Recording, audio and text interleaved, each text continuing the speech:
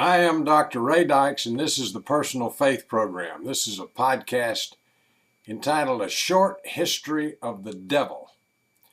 Did you know that most of what American Christianity believes about the devil comes from Dante's Inferno and Milton's Paradise Lost rather than from the Bible? Secondly, that nowhere in the Bible do the words devil and hell occur in the same sentence. Thirdly, that the word Satan, Satan, is a Persian word originally. Fourthly, that Satan, the word Satan, and the phrase the anger of the Lord are used interchangeably in one sentence that occurs in two places in the Old Testament, in 2 Samuel 24:1 and 1 Chronicles 21:1. The same sentence, one has Satan and the other has the anger of the Lord. The fifth place, a fifth point, the word Satan or Satan, transliterated into Hebrew, means the accuser. The sixth point, in the prologue of the book of Job,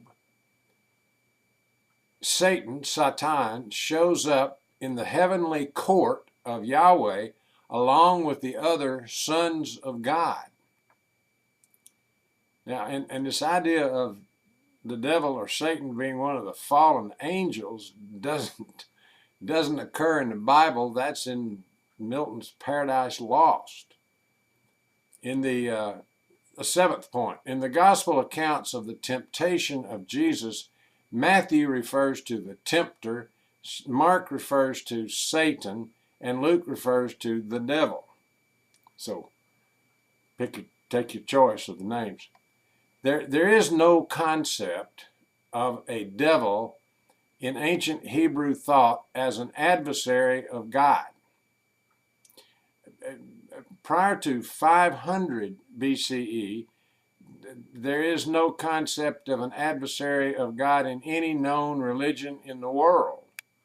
In Hebrew thought, God is one and there's no other immortal being with superhuman powers, like a devil or Satan, a bad god. But in Persia, before and particularly up to about 500 BCE, there arose a teacher in Persia named Zoroaster who taught that everything was split into two, a thoroughgoing dualism. Until that time, all religions had taught that all reality came together into the one. But Zoroaster said there was a good God named Ahura Mazda and a bad god named Angra Mainyu. We get our word angry from Angra Mainyu. Both of these gods had first lieutenants. They had 6 each, and among the 6, Mithras was on the good side. He was a human divine savior figure, and Satan was one of those on the bad side, one of the chief devils, and was the embodiment of temptation in this Persian religion called Zoroastrianism. In addition, the good side had legions of angels, and the bad side had hordes of devils or demons. It was a lineup kind of thing. You had to have a program to see who the players were.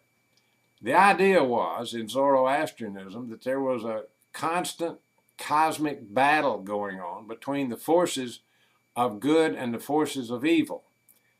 And this idea caught the imagination of the people of the Middle East, particularly after Persia, when under Cyrus the Great, conquered the Babylonians and conquered the whole Middle East. The Jews had been taken into captivity by the Babylonians in Babylon and were freed by Cyrus to go back to Jerusalem. And Hebrew thought was seriously affected by the overlap with Zoroastrianism, as we see, for example, in the book of Job. By the time of Jesus, Persian thought had been brought into Greek thought by way of Gnosticism, the Greek thought form philosophy. And when the New Testament was written, Greek thought forms and Hebrew thought forms were competing for priority. Now, in Matthew particularly, Hebrew thought forms win by a slight majority, but in Luke and John and in the writings of Paul, Greek thought is predominant, and you're bringing in the idea of the devil or Satan. Paul's idea of Satan or the devil often is connected with the Roman Empire and the Roman emperor, or anybody or anything or any force that got in Paul's way was considered and named by him as a devil or Satan or whatever else. The key thing is this. If you believe in a being named the devil or Satan or Beelzebub or whatever, you have to admit that you're not monotheistic, that you don't believe in one God, because these are names of a bad God. And I say that in American Christianity primarily, you have three gods. You have God, you have Jesus, and you have the devil. For most people in American Christianity, that's not the same as the Trinity, but it is the three gods, two good gods and one bad God of the average Christian. If you scratched underneath their theology, that's what it would be, those three. I personally do not believe in a personal being called the devil or Satan or whatever. I believe that there are things that people do that are evil, but I don't think that there is a being that causes this, that leads this charge on the bad side of life.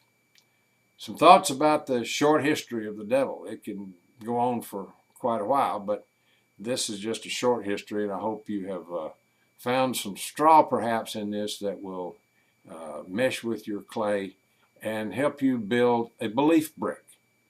See you next time.